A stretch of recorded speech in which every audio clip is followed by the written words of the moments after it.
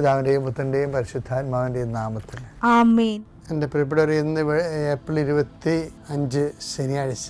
അമ്മേ പരിശുദ്ധ അമ്മേ, അമ്മേ പരിശുദ്ധമേ, ദൈവമാതാവേ, കൃപാസനത്തിലൂടെ ഞങ്ങൾക്കും ഞങ്ങളുടെ ദേശത്തിനും അമ്മ മധ്യസ്ഥം തേടി തന്ന എല്ലാ അനുഗ്രഹങ്ങൾക്കും കൃപകൾക്കും ഞങ്ങളിപ്പോൾ ഹൃദയം നിറഞ്ഞ നന്ദി പറയുന്നു.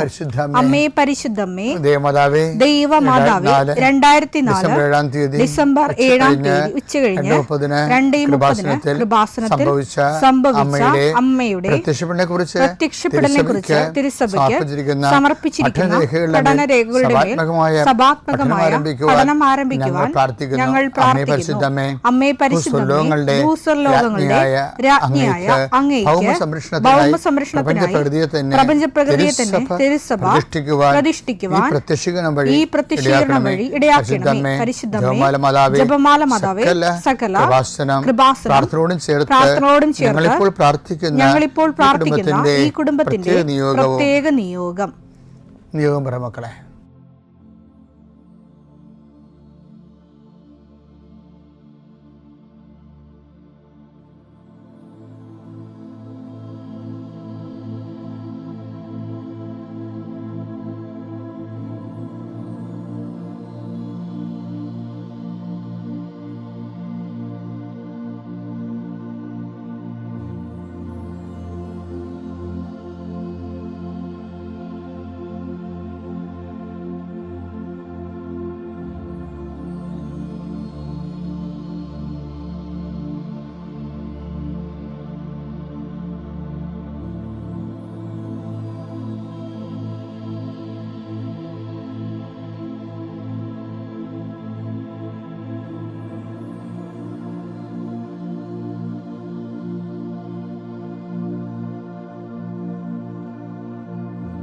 അമ്മയുടെ പ്രത്യക്ഷീകരണത്തിന്റെ ഈ അനുഗ്രഹവേളയിൽ ഞങ്ങൾക്ക് സാധിച്ചു തരുവാൻ കനിയണമേ. ആമേൻ. വിശ്വാസ പ്രമാണം. സർവശക്തനായ പിതാവും ആകാശത്തിന്റെയും ഭൂമിയുടെയും സൃഷ്ടാവുമായ ദൈവത്തിൽ ഞാൻ വിശ്വസിക്കുന്നു. അവിടുത്തെ ഏകപുത്രനും ഞങ്ങളുടെ കർത്താവുമായ ഈശോ മിശിഹായിലും ഞാൻ വിശ്വസിക്കുന്നു. ഈ പുത്രൻ പരിശുദ്ധാത്മാവിനാൽ ഗർഭസ്ഥനായി കന്യകാമറിയത്തിൽ നിന്ന് പിറന്ന് പൊന്തിയോസ് പീലാത്തോസിന്റെ കാലത്ത് പീഡകൾ സഹിച്ച് കുരിശിൽ തറയ്ക്കപ്പെട്ട് മരിച്ച് അടക്കപ്പെട്ട് പാതാളങ്ങളിൽ ഇറങ്ങി മരിച്ചവരുടെ ഇടയിൽ നിന്ന് 3-ാം നാൾ ഉയർത്ത് സ്വർഗത്തിലേക്ക് എഴുന്നള്ളി സർവശക്തിയുള്ള പിതാവായ ദൈവത്തിന്റെ വലതുഭാഗത്തിരിക്കുന്നു. അവിടെ നിന്ന് ജീവിക്കുന്നവരെയും മരിച്ചവരെയും വിധിക്കുവാൻ വരുമെന്നും ഞാൻ വിശ്വസിക്കുന്നു. പരിശുദ്ധാത്മാവിലും ഞാൻ വിശ്വസിക്കുന്നു. വിശുദ്ധ കത്തോലിക്കാ സഭയിലും പുണ്യവാന്മാരുടെ ഐക്യത്തിലും പാപങ്ങളുടെ മോചനത്തിലും ശരീരത്തിന്റെ ഉയർപ്പിലും നിത്യമായ ജീവിതത്തിലും ഞാൻ വിശ്വസിക്കുന്നു. ആമേൻ. സുഖസ്ഥനായ ഞങ്ങളുടെ പിതാവേ, അങ്ങയുടെ നാമം പൂജിതമാകണമേ. അങ്ങയുടെ രാജ്യം വരണമേ. അങ്ങയുടെ തിരുമനസ് സ്വർഗത്തിലെ പോലെ ഭൂമിയിലും ആകണമേ. അന്നു വേണ്ടുന്ന ആഹാരം ഇന്ന് ഞങ്ങൾക്ക് തരണമേ. ഞങ്ങളോട് തെറ്റ് ചെയ്യുന്നവരോട് ഞങ്ങൾ ക്ഷമിക്കുന്നത് പോലെ ഞങ്ങളുടെ തെറ്റുകൾ ഞങ്ങളോടും ക്ഷമിക്കണമേ. ഞങ്ങളെ പ്രലോഭനത്തിൽ ഉൾപ്പെടുത്തരുതേ, തിന്മയിൽ ഞങ്ങൾ രക്ഷിക്കണമേ. ആമേൻ. നന്മ നിറഞ്ഞ മറിയമേ, സ്വസ്തി. കർത്താവ് അങ്ങയുടെ കൂടെ സ്ത്രീകളിൽ അങ്ങ് അനുഗ്രഹിക്കപ്പെട്ടവളാകുന്നു. അങ്ങയുടെ ഉദരത്തിൻ ഫലമായി ഈശോ അനുഗ്രഹിക്കപ്പെട്ടവനാകുന്നു. പരിശുദ്ധ മറിയമേ, തമ്പുരാന്റെ അമ്മേ, പാപികളായ ഞങ്ങൾക്ക് വേണ്ടി ഇപ്പോഴും ഞങ്ങളുടെ മരണസമയത്തും തമ്പുരാനോട് അപേക്ഷിക്കണമേ. ആമേൻ. കർത്താവേ, നിന്റെ ഉന്നതമായ നാമത്തിന് സ്വസ്ഥം ചെയ്യും. കർത്താവേ, നിന്റെ വിശുദ്ധ പൗരോഹിത്യത്തെ മഹത്വപ്പെടുത്തണമേ. കർത്താവെ, സഭയിലുള്ള സാന്നിധ്യം പ്രകടമാക്കണം. 40 വർഷം ഞാൻ അർപ്പിച്ച കൃപാന്റെ യുഗതിയാൽ കൃപാസ്ഥാനത്താറെ ജീവനോടെ പ്രത്യക്ഷപ്പെട്ട മാതാവിന്റെ മാധ്യസ്ഥ ഇന്ന് അങ്ങയുടെ മക്കളെ പ്രാർത്ഥന കൂടുന്ന എല്ലാ മക്കൾക്കും വേണ്ടി പ്രാർത്ഥിക്കുകയാണ്. കർത്താവെ, മനസ്സ് വേദനിക്കുന്ന എല്ലാ വിഷയങ്ങളും, അവരുടെ മനസ്സ് വേദനിപ്പിക്കുന്ന എല്ലാ വ്യക്തികളും ഇപ്പോഴും ഈശോയുടെ നാമം നിർവീര്യമാകട്ടെ. കർത്താവെ, മനസ്സ് വിഷമിപ്പിക്കുന്ന സാഹചര്യങ്ങൾ, ചെയ്തെടുക്കേണ്ട ഉത്തരവാദിത്തങ്ങൾ, മറ്റുള്ളവർ നമ്മളെ പഴി പറയാൻ സാധ്യതയുള്ള എല്ലാ വിഷയത്തിൻ്റെ മേലും കർത്താവിൻ്റെ കരുണ ചൊരികയും നിങ്ങളെ കർത്താവ് ഇന്ന് നിലനിർത്തി തരികയും ചെയ്യട്ടെ.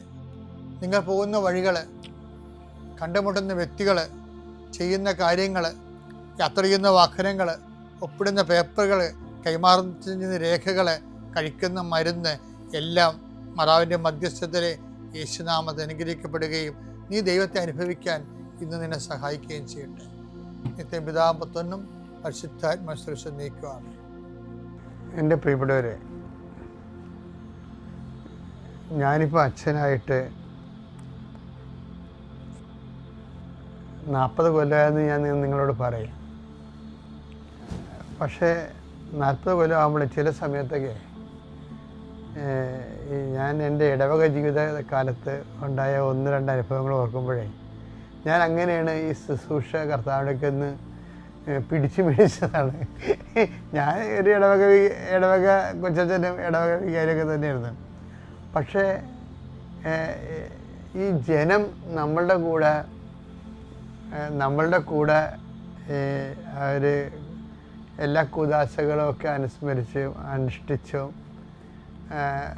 എല്ലാ ഞായറാഴ്ചകളിലും തന്നെ അവർ ദേവാലയത്തിൽ വരികയും കർത്താവിനെ സ്വീകരിക്കുകയൊക്കെ ചെയ്യുമ്പോഴും ഈ ജനം ഈ അനുഷ്ഠാനക്രമങ്ങളിൽ അഭിരമിക്കുന്ന ഒരു ആശ്വാസം കണ്ടെത്തുന്ന ഒരു ജനമായിട്ട് എനിക്ക് ചില സമയത്ത് തോന്നി. കാര്യം അവിടെ ഉള്ളിലോട്ട് ക്രിസ്തു എല്ലാവരും അല്ല, നല്ല മാന്യം മര്യാദയ്ക്ക് കത്തോലിക്കാനായിട്ട് ജീവിച്ച് ലോകത്തേക്ക് കിടക്കുന്ന ഒത്തിരി മനുഷ്യരെ ഞാൻ കണ്ടിട്ടുണ്ട്. എന്നാലും അങ്ങനെ ഒത്തിരി മനുഷ്യർ അങ്ങനെ ചെയ്യണമെന്ന് പറഞ്ഞിട്ട് കാര്യമില്ല, ഇതെല്ലാം ഇങ്ങനെ പറയേണ്ടതല്ലേ. ഒരു ദിവസം ഞാൻ റോഡിൽ നിൽക്കുമ്പോഴേ ഒരാൾ ഒരു ഒറ്റക്ക് കൊടിയും പിടിച്ച്, ഒരു ചുവപ്പ് കൊടിയും പിടിച്ച് ഒറ്റക്ക് റോഡിൽ കൂടി വരുന്നു. അപ്പോൾ ഒന്നാമത്തെ ആ കാലം 87 കാലമാണ്. ഭയങ്കര രാഷ്ട്രീയ കേരളത്തിൽ പിന്നീടുണ്ടായിരുന്നുള്ള എല്ലാ രാഷ്ട്രീയ മാറ്റങ്ങൾക്കും ഡിസിസീവ് പോയിൻ്റായിരുന്ന ഒരു കാലമാണ് 87 എന്ന് പറയുന്നത്. അപ്പോൾ ഇയാൾ ഒറ്റയ്ക്ക് കൊടിയും പിടിച്ച് വന്നപ്പോൾ ഇയാൾക്ക് പരിചയം ഉണ്ടായിരുന്നതുകൊണ്ട് ഞാൻ റോഡിൽ നിൽക്കുകയായിരുന്നു. ആ സമയത്ത് റോഡിൻ്റെ അരികിൽ ഞാൻ ചേട്ടാ എവിടെ പോയി, എന്താ പരിപാടിയെന്ന് ചോദിച്ചു. അപ്പോൾ പറഞ്ഞ് ഞാനൊരു സ്ഥലത്ത് പോയതാണ് വെച്ചാ. അപ്പോൾ പുള്ളി മത്സ്യത്തൊഴിലാളിയാണ്. എൻ്റെ വള്ളത്തിനെ ആരാണ്ട് എറണംകെട്ട എന്നാണ് പറഞ്ഞത്. അവരുടെ കടപ്പുറത്തെ ഒരു ലാംഗ്വേജാണ് എറണംകെട്ട എന്ന് വെച്ച് കഴിഞ്ഞാൽ ശാപം പിടിച്ചവൻ്റെ. വള്ളത്തിൽ മുട്ടി എനിക്കിപ്പോൾ പണിയൊന്നും കിട്ടേണ്ടില്ല. അതുകൊണ്ട് ഞാൻ ഒരു സ്ഥലത്ത് പോയി ഒരു കൊടിയൊക്കെ വെഞ്ചരിപ്പിച്ചെടുത്തുകൊണ്ട് കൊടിയൊക്കെ വാങ്ങിച്ചെടുത്തുകൊണ്ട് വന്നിരിക്കുകയാണ്. അവിടെ എന്താ പരിപാടിയൊക്കെ ചെയ്ത് ആ കൊടി വെച്ച് കെട്ടുമ്പോൾ തന്നെ ഈ പ്രശ്നങ്ങളെല്ലാം പരിഹരിക്കപ്പെടുമെന്നുള്ളത് പുള്ളിയുടെ ഒരു വിശ്വാസമാണ്. വേറൊരു ഇടവക ഇരുന്നപ്പോൾ അത് എൻ്റെ ഒരു ഉറ്റ ബന്ധുവാണ്, അടുത്ത രക്തബന്ധമുള്ള ആളാണ്. അവിടെ വീട്ടിൽ ചെന്നപ്പോൾ അവർ പറയണം അവരുടെ വീട്ടിൽ കുറേ മരങ്ങളുണ്ട്. അപ്പം ആ മരങ്ങൾ വേറെ ഒരു വീട്ടുകാരുടെ വീട്ടിലെ ഒരു പ്രായം ചെന്ന അവിടെ അയൽവാസികളുടെ വീട്ടിൽ പ്രായം ചെന്ന വല്യമ്മച്ചുണ്ട്. അപ്പോൾ പ്രായം ചെന്ന് വല്യമ്മച്ചി എവിടെയെങ്കിലും പോകുമ്പോൾ ഇവർക്ക് കൊണ്ടുവന്ന് ഓരോ മരങ്ങൾ കൊടുക്കും. അപ്പോൾ ഇപ്പോൾ 10-25 കൊല്ലമായിട്ട് നമുക്ക് ലോക ബാങ്കിൽ നിന്നും അതുപോലെ തന്നെ ഇതുപോലെയുള്ള ഭൗമ ഉച്ചകോടിയിൽ നിന്നൊക്കെ ഫണ്ട് മുടക്കിയിട്ട് നമ്മുടെ നാട്ടിലൊക്കെ മരങ്ങൾ വെക്കുന്നുണ്ട്. അപ്പം അതുപോലെ പലയിടത്ത് ചെല്ലുമ്പോഴും വനംവകുപ്പ് മരം കൊടുക്കുന്നുണ്ട്. ഇപ്പോൾ കൊടുക്കുന്നുണ്ടോയെന്ന് അറിയത്തില്ല. അപ്പോൾ മരം കൊണ്ടുവന്ന് ചെടുത്തി കൊടുക്കും. ഇവിടെയൊക്കെ അവിടെ കുഴിച്ച് വെച്ച് അവിടെ കുഴിച്ച് വെക്കുക ഇവിടെ കുഴിച്ച് വെക്കുന്നതിന് മുത്തിയമ്മ പറയും. പിന്നെ ഇപ്പം രസമെന്ന് വെച്ചാൽ ഇപ്പം 2 വീട്ടിൽ നിറച്ച കാട് പോലെ മരം. അപ്പോൾ എന്താ സംഭവിച്ചാൽ ഇവർ ഭൂലോക അന്ധവിശ്വാസിയാണ് ഈ മുത്തിയമ്മ. മുത്തിയമ്മയുടെ കണക്കനുസരിച്ച് അവരുടെ വീട്ടിൽ നിൽക്കുന്ന മരത്തിൻ്റെ ബദൽ മരം ഈ വീട്ടിലുണ്ടായാൽ മാത്രമേ അവർക്ക് ഐശ്വര്യം ഉണ്ടാകത്തുള്ളൂ. അതിനു വേണ്ടിയാണ് അവർ ഈ മരം ഇവർക്ക് ഫ്രീ ആയിട്ട് കൊടുക്കുന്നത്. ഇവർക്കതറിയത്തില്ലേ, ഇവർക്ക് വെപ്പിക്കണ മരം. ഇവർ മരം വെച്ച് കൊണ്ടുണ്ട്. അവർ പറയും ഇന്ന മരം വെക്കാന്നൊക്കെ പറയും. എന്നിട്ട് ഇവിടെ വല്ല മരവും ഇവർ കൊണ്ടുവന്ന് വെക്കുകയാണെങ്കിൽ അതിൻ്റെ ബദൽ മരം, അതിൻ്റെ ദോഷം അവർക്കൊക്കെ ആയിരിക്കാൻ വേണ്ടി അതിൻ്റെ ബദൽ മരം അവരെ കൊണ്ടുവന്ന് വെക്കും. അങ്ങനെ വന്നപ്പോൾ അങ്ങോട്ടും ഇങ്ങോട്ടും മരം വെച്ച് അപ്പോൾ ഈ മനുഷ്യന്മാരുടെ ഇരുട്ടും കയറി കാടും പിടിച്ച് കിടക്കുന്ന ഒരവസ്ഥ. ഇതൊരു തരം വിശ്വാസമാണ് ശരിക്കും പറഞ്ഞത്. അതൊരു തരം വിശ്വാസം. ഇത് ക്രിസ്തുവിൻ്റെ മനുഷ്യാവതാരത്തിന് മുമ്പ് ഇതുപോലെ പ്രാകൃതമായ കുറേ വിശ്വാസങ്ങളുണ്ടായിരുന്നു. മനുഷ്യന് ഇതിന് അന്ധവിശ്വാസം എന്ന് പറയുന്നത് നമ്മൾ, അതായത് ഓരോരോ തരത്തിലുള്ള, ഇതിൻ്റെ കുറച്ച് ആരോഗ്യശാസ്ത്രമുണ്ട് ഇതിൻ്റെ അകത്ത്, അത് വേറെ അത് അതിൻ്റെ ലെവൽ. ആ ആരോഗ്യശാസ്ത്രം തണലിൽ അന്ധവിശ്വാസം കാണിക്കുകയും ചെയ്യുന്നുണ്ട്. അതെന്തും ആയിക്കോട്ടെ. ഞാൻ പറഞ്ഞു വരുന്നതിൻ്റെ കാരണമേ, നിങ്ങളുടെ പലതരം വിശ്വാസങ്ങൾ. ഇപ്പോൾ വേറൊരു വീട്ടിൽ ചെന്നപ്പോൾ അത് പുതിയ താമസക്കാരാണ്, അവരെങ്ങും മലബാറിൽ നിന്ന് ഇവിടെ വന്ന് താമസിക്കുക. അവിടെ വീട്ടിൽ ചെന്നപ്പോൾ മരുമകൾ എന്നോട് പറയണേ, എൻ്റെ അമ്മയുടെ പരിപാടി ഇടക്കും തലക്കൊക്കെ ഈ അലമാരി അങ്ങോട്ടും ഇങ്ങോട്ടും മാറ്റി വെക്കുന്നതാണ്. അപ്പം അമ്മയോട് ചോദിക്കും, ചില സമയത്ത് അലമാരി തെക്കോട്ട് വെക്കും, തെക്കോട്ടിടുന്ന അലമാരി പടിഞ്ഞോട്ടെടുത്ത് തിരിച്ചു വെക്കും. അപ്പോൾ അമ്മ എന്താ പറയണത്, ഇവിടെ കാശിരിക്കണില്ല കൊച്ചെന്നാണ് പറയണത്. അതിന് അലമാരി മാറ്റി നടക്കണതാണ് ഈ തള്ളയുടെ പരിപാടി. ഇവരുമൊക്കെ ഇങ്ങനെ പള്ളി വന്ന് കുമ്പിട്ട് കിടന്ന് തലകുത്തി മറിഞ്ഞ് കുമ്പസാരിക്കുകയും കുർബാനസയൊക്കെ ചെയ്യുന്നുണ്ട്. പക്ഷേ ഉള്ളി മുഴുവനും ഇതുപോലെയുള്ള പ്രാക്കപ്പെട്ട ക്രിസ്തുവിന് ഒരു വിലയുമില്ലാത്ത അന്ധവിശ്വാസങ്ങളാണ്. അത് പകുതി മുക്കാലും ആണുങ്ങളിലും ഉണ്ട്, തലമൂത്ത ചേട്ടത്തിമാരുടെ കയ്യിൽ കൂടുതലുണ്ട് ഈ വിഷയം. ഇപ്പോൾ നമ്മുടെ കുഞ്ഞുങ്ങളൊക്കെ നമ്മൾ പഠിപ്പിച്ചപ്പോൾ കുറച്ചൊന്ന് കുടുംബത്തിലൊരു വെളിച്ചം കയറിയിട്ടുണ്ട്. പക്ഷേ അവൾമാരൊക്കെ ചിലതിങ്ങനെ സുവിശേഷ കാര്യത്തിലും വിശ്വാസം കമ്മിയാണ്. അത് വേറൊരു അപകടമാണ്. ഞാൻ ഇതൊക്കെ പറഞ്ഞതിൻ്റെ കാരണം എത്രയാവാം, ഈ ക്രിസ്തുവിൻ്റെ മുഴുവനും ഇപ്പം ഈശോൻ്റെ വാക്കുകളെല്ലാം ഇതുപോലെയുള്ള അന്ധവിശ്വാസങ്ങളൊക്കെ കടക്കൽ കത്തിവെച്ചിട്ട് മനുഷ്യനെ ഡെലിവറി ചെയ്യുന്ന വാക്കുകളാണ്. പക്ഷെ എന്താ പറയണത്, ദൈവം സമസ്തവും അവൻ്റെ പാദത്തിൻ്റെ കീഴിലാക്കിയിരിക്കുന്നത്. ആ ഒരു ബോധം നമുക്കുണ്ടാകും. ക്രിസ്തുവിനെ നീ സ്വീകരിച്ചു കഴിഞ്ഞാൽ നീ എല്ലാ വിധത്തിലുള്ള ഓമൻസും ശകുനങ്ങളും എല്ലാത്തിനും നീ കീഴടക്കുകയാണ്. ഒന്ന് കുറച്ച് 15-20 എടുത്തേ. ദൈവം സമസ്തവും അധീനമാക്കി തന്റെ പാദത്തിന് കീഴാക്കിയിരിക്കുന്നു. അപ്പൊ സമസ്തവുമാണ്. അതുകൊണ്ടാണ് പരിച്ഛേദന അപരിച്ഛേദനൊന്നുമല്ല, ക്രിസ്തുവിലായിരിക്കുന്നവൻ പുതിയ സൃഷ്ടിയായിരിക്കണം എന്ന് പറഞ്ഞത്. അപ്പം ക്രിസ്തുവിൻ്റെ പേരിൽ ഒരു ബന്ധം ചെയ്തിട്ട് നടക്കുകയും ചെയ്യും. പഴയ സൃഷ്ടിയേക്കാൾ പുകുടന്മാരായിട്ട് ജീവിക്കുകയും ചെയ്യുന്ന അവസ്ഥയാണ് കുടുംബങ്ങളിലുള്ളത്. 2:5-17 ക്രിസ്തുവിൽ ആയിരിക്കുന്നവൻ പുതിയ സൃഷ്ടിയാണ്. അതാണ് ക്രിസ്തുവിലായിരിക്കും. അപ്പം നിങ്ങൾ പഴയ സൃഷ്ടിയാണെങ്കിൽ നിങ്ങൾ ക്രിസ്തുവിലല്ല. അതാണ് വിഷയം.